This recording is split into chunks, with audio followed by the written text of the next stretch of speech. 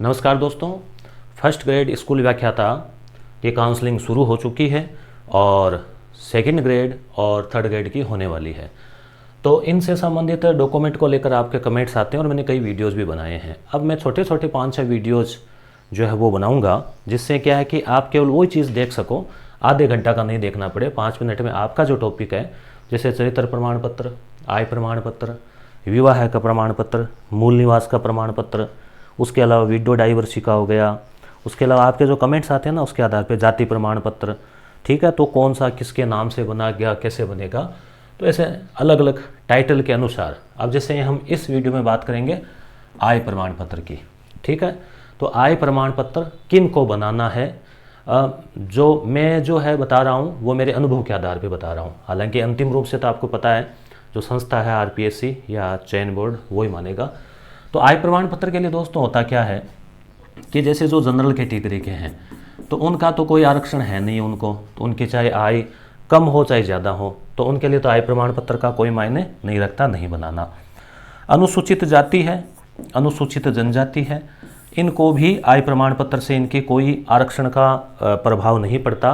चाहे आय कितनी हो, 10 लाख हो, 20 लाख हो, चाहे 1 लाख हो, आय के आधार पे ये नहीं है, ये जाति के आधार पे आरक्षण है। आय का यहाँ पे कोई फर्क नहीं पड़ेगा।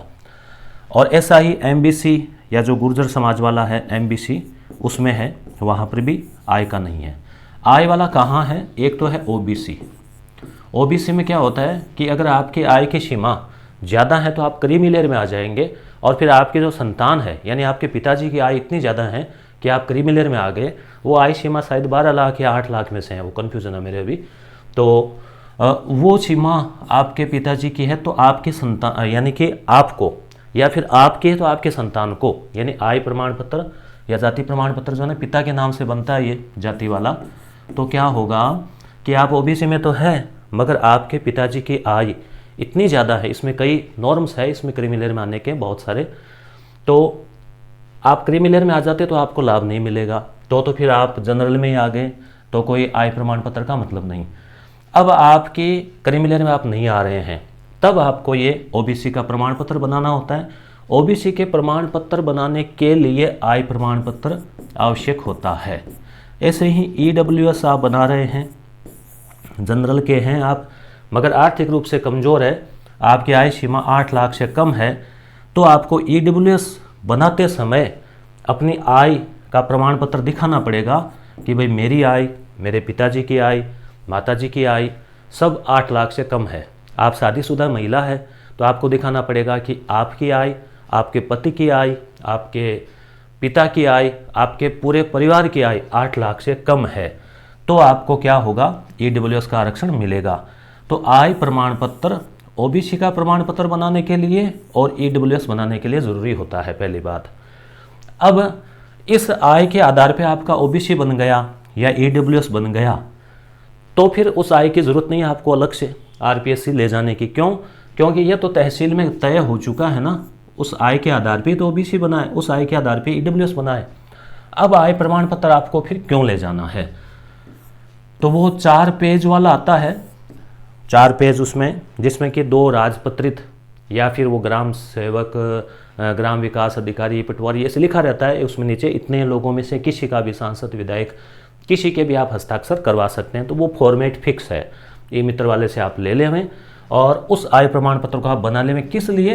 अगर आपने फीस में छूट ली है ना, और फीस में छूट किन किन को मिली, अनुसूचित जाति जनजाति को तो मिली नहीं, इनके तो पहले से कम थी, जनरल को मिलेगी नहीं, तो बात यहीं पे है। आरक्षित वर्ग है ना, ओबीसी, ईडब्ल्यूएस और शायद ये एमबीसी है या नहीं, फीस वाला मुझे ध्यान में नहीं है। तो जिनको फीस में छूट मिली है ना फॉर्म भरते समय, जैसे नहीं तो आपके 350 लगते, अब आपके 150 ही लगे या जितने भी आपके लगे, तो वो जो फीस में छूट मिली है उसको प्रदर्शित करने के लिए, यानी उसका प्रूफ देने के लिए आपको आय प्रमाण पत्र ले जाना होगा। समझ गए बात आप? काउंसलिंग में आपको अजमेर आरपीएससी अपने सभी डॉक्यूमेंट के साथ में, डॉक्यूमेंट की फ़ोटोकॉपी आप ले जा रहे हैं, 2 सेट तो डिटेल फॉर्म के, एक पोस्टल ऑर्डर हो गया 50 रुपये का, एक सेट आपके सभी डॉक्यूमेंट की फ़ोटोकॉपी का हो गया, और एक सेट आपका ओरिजिनल फाइल हो गई, जो ओरिजिनल डॉक्यूमेंट का, वो वहाँ केवल दिखाने हैं। तो आय प्रमाण पत्र तो ओरिजिनल लगेगा, क्योंकि जो चीज़ दोबारा बन सकती है ना आसानी से, वो तो ओरिजिनल लगता है, बाकी जो दोबारा नहीं बनती वो आपको फोटोकॉपी लगानी है। ध्यान रखना, शपथ पत्र आपको ओरिजिनल लगाना होगा, आय प्रमाण पत्र भी ओरिजिनल देना होगा। तो क्यों देना है समझ गए। फीस में छूट ली है ना आपने फॉर्म भरते समय, तो आपको आय प्रमाण पत्र देना है। 2.5 लाख रुपए से आपकी आय कम है, ये भी आपके पिताजी के नाम से।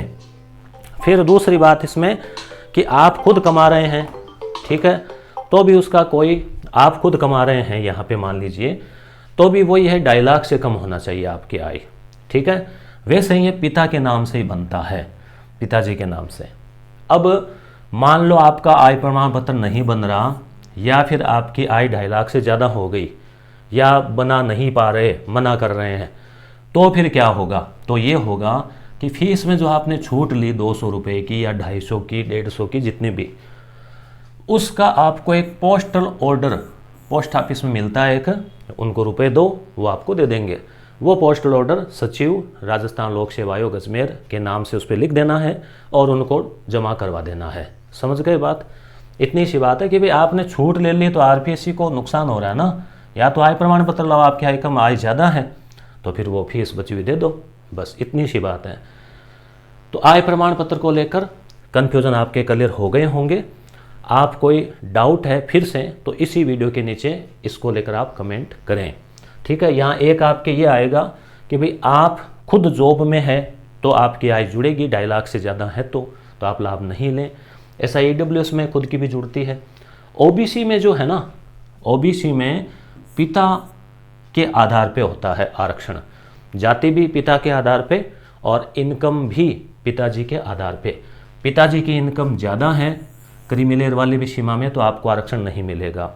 आप खुद इतना कमा रहे हैं कि आपने तो ओबीसी का लाभ लिया, मगर अब आपकी सीमा क्रीमी में आ गई तो आपकी संतानों को ओबीसी के आरक्षण का लाभ नहीं मिलेगा, वो सामान्य वर्ग में आ जाएगी, ठीक है। तो मेरे ख्याल से आपके डाउट क्लियर हो गया होगा। धन्यवाद। कमेंट करके बताना ज़रूर।